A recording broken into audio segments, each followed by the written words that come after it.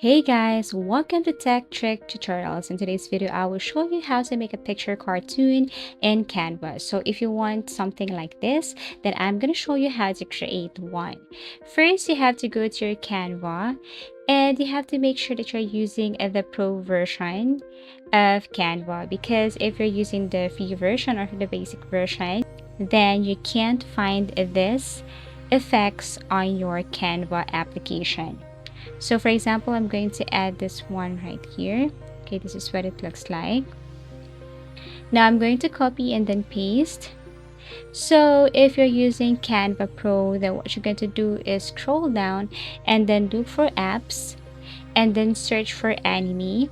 Actually, there are tons of anime effects right here, but you have to click this one, Anime-fi. And then what you're going to do is you just have to simply click this and then connect.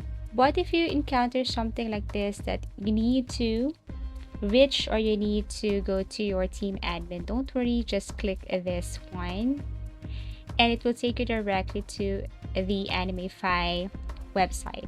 And all you have to do is to upload that image again. You have to create an account first or log in first and then wait as it is processing. Then you will see the result. And all you have to do is to download or share this one.